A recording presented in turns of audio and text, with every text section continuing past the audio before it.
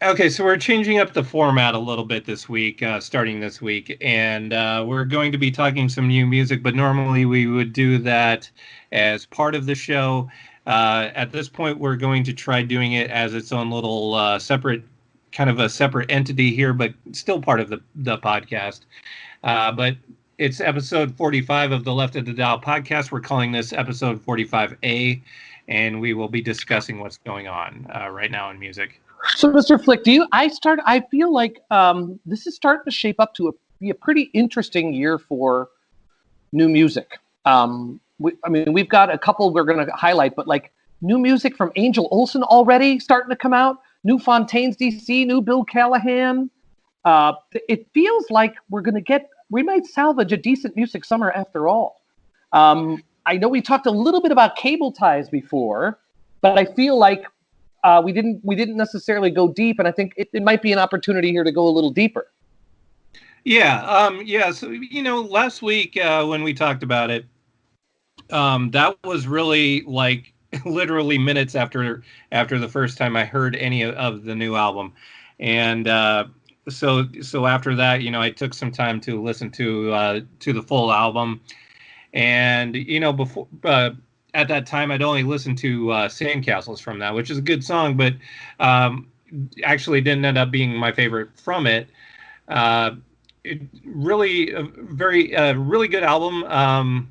They are this is their second album, which is called what is the title of the album? Far enough. And so this is their sophomore effort and their first on the Merge label. In the U.S. They're an Australian band, and a lot of good songs, and I really like the vocals and the a pretty interesting band. Yeah, they have not every band who uses the sort of the indie rock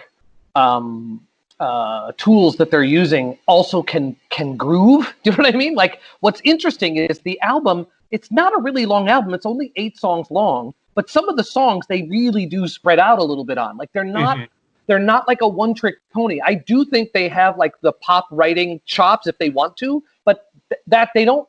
I don't think they overly rely on it. Like I think they have the hooks in there and the riffs. I think they can do all of that, and I think they also they can deliver the performance. The performances are. I mean, I don't know. Energy is such a vague word. I hate to keep using that, but like there's like a pocket to a lot of it that is I think a little more advanced than you normally would get from just people faithfully doing indie rock. I really think they have a pretty decent range, and their vocabulary they use is familiar, but it's wide. Like I think they're capable of a pretty wide range of. Again, I'm the one. I do think I like Sandcastles the best, and I feel I've been feeling guilty since we talked about it that I reflexively, lazily went for the Slater-Kinney reference. But on that song, I don't think it's unfair. However, I do think like just if you try to reduce it down to that, you really miss all the things they're good at. Yeah, so the vocalist and songwriter Jenny McKenchie, I believe is how you would say it. She has a lot of Corin Tucker in her vocals. But yeah, I mean, there are things that are definitely their own as well. And there are quite a few songs off the album that I like a lot. Like my highlights are Hope, Tell Them Where to Go, Sandcastles, Not My Story, and Pillow. So that's 5 of the 8 tracks that I think are really strong. And the other tracks are fine too, but yeah, it's 8 tracks, and the full album is just 43 minutes long. But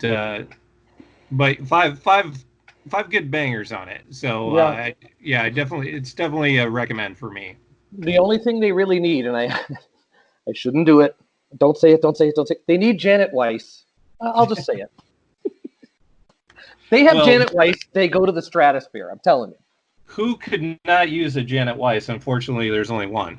That is true. But their drummer does have that Janet Weiss, the heavy hand with the, you know what I mean? Like who can absolutely, I think the quote was for John Bonham. I think John Bonham is the one who said, if if you want the drums to make more sound, hit them harder. You know what I mean? Like, which is sort of a reductionist, but like Janet Weiss does have that heavy hand, and boy, I'd love to hear that in this band. But anyway, speculating.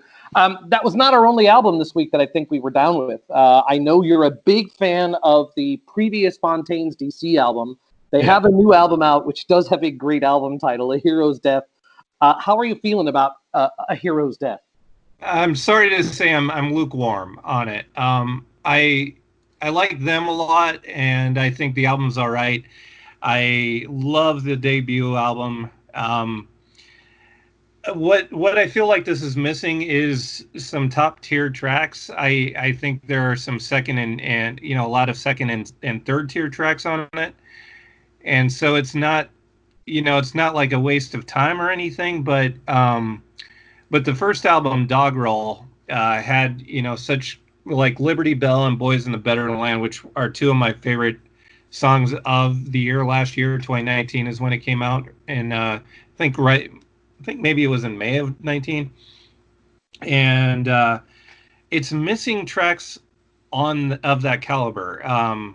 So I don't think it's I'm not saying it's a bad album, but it is a bit of a letdown for me, I would say. I'm pretty lukewarm on it. I understand why you like the first one. I also understand why you're not as hot on this one. I do like A Lucid Dream so far, I would say, is the one that I've maybe gone back to the most. It may restore your faith in them, however, is the band has been putting up their own playlists on Spotify, and I gotta say, they have taste. And I'm not just saying that because they lay on they lay on the Johnny Cash, Big Star, Bob Dylan, Neil Young, Buffalo Springfield, and Rolling Stones. They are definitely drawing properly from the four basic food groups. So I'm gonna hold out hope that they can bring it back. Oh yeah, I still have faith in them. I am not down on them. But it just wasn't what I was hoping for.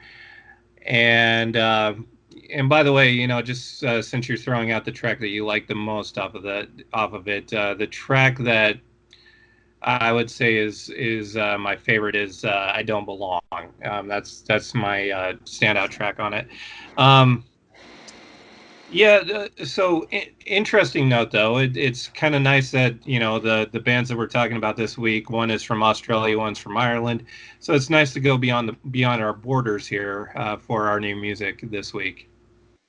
Yeah, I feel like we had a bit of a dead spot of a few years where there were individual songs and albums here and there that were great, but I didn't feel like we had like the sustained period of just classic after classic after classic, which like I think the last time we really had that would have been like the mid-aughts. Like I go back to the Wolf Parade and the Elvis Perkins, like that American indie era was the last time we just had one banger album after another coming out.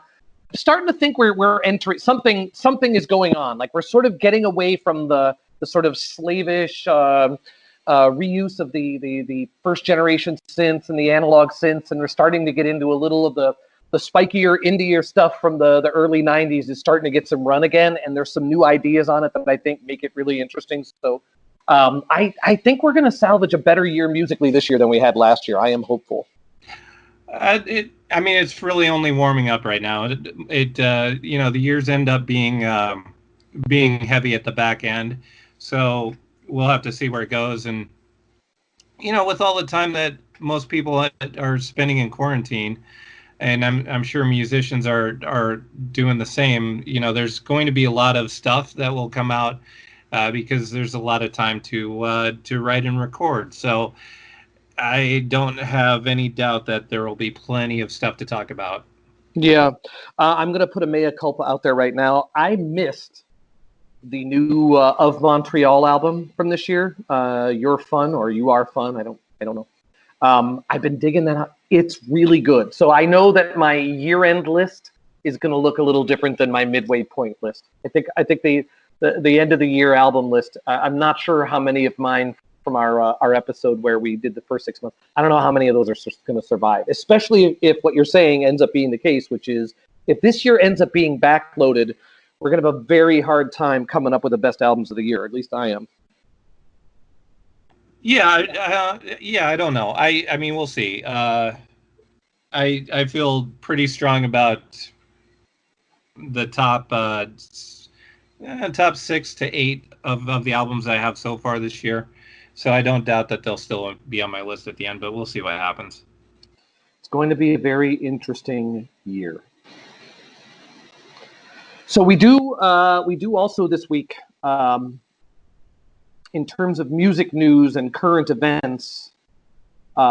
We do have to remark on the passing of another bright light, and a lot of times when we've talked about artists passing away, we're talking about people who are in their 70s or 80s who've had full lives, full careers, and really have had an entire lifetime with which to practice their craft. And this week, unfortunately, we're talking about somebody who is younger. I think we need to talk a little bit about the passing of Malik B from the Roots. Yeah, Malik B passed away on July 29th. He was 47. I don't think a cause of death is known or announced as of yet. And he was a founding member of the band The Roots from Philadelphia. He left the band after I think it was the first 4 albums, but came back. He was on one of their strongest tracks, Game Theory, which was '06, after he had been out of the band for a while. So so that relationship was not in any way ended when he left after the 4th album. But yeah, we don't really know the cause of death as of yet, as far as I know, but was just 47. I did include a playlist on our Spotify page to kind of give. I think it put 7 tracks on there from that feature him, as well as a track that the Roots did. The Roots did a track about him at a certain point. I included that as well, and that's called Water. Yeah, I can't. I don't want to pretend I'm the biggest Roots fan in the world. I do remember liking "Things Fall Apart." I mean, liking is some of it's challenging in a good way. Listen, and the guest spots on the album are fantastic too. I will definitely. I can't pretend that I'm a master of their catalog, but if I'm not mistaken, like the first 4 albums are also generally considered among their better work, right?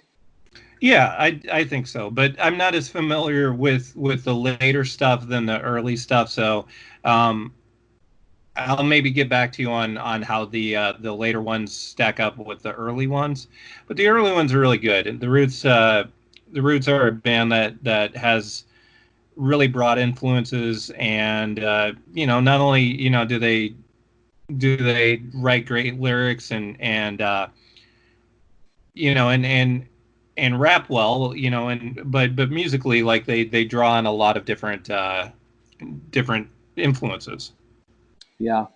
I'm just looking at his Malik B's profile, and even on Spotify, he did a ton of guest spots all over the place. So I mean, it sounds like it's definitely something that it might require a lot of work to get through his entire career, but he certainly did leave behind enough to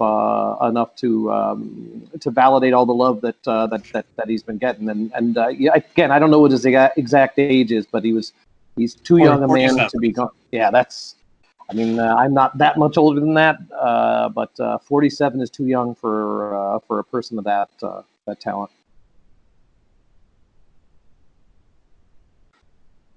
Does that bring us up to the birthday boy? Yeah. So this is a separate segment. We'll release this separately on our regular podcast this week. We will be celebrating the 60th birthday of one of my favorites in the music world, Chuck D from Public Enemy. Yeah, you and I are gentlemen of a certain age, and if you were in your late teens and early 20s during the early years of Public Enemy, like I'd say the first 4 or 5 albums in particular, mean, Chuck D was was really like a luminary. Like, I don't think the world knew what to do with him necessarily when that first couple Public Enemy albums came out. I don't think they brought it from day one. Chuck D has, I don't think you can look at anything he's worked on and say, well, that's just a compromise, or that's a cash in. Like, I think probably he could be a much more wealthy man, a much more famous man today. But I think he has been very singular in his vision. We've already talked about the Public Enemy record that came out this year, the State of the Union. And I mean, you and I have no problems with the quality on that. Like, that is a prime Public Enemy song. Well, sure, but there's also the Enemy Radio album that came out earlier this year. But yeah, I mean, we'll talk about that over on the regular Left of the Dial podcast. So check that out. Meet us over there, I guess. Perfect.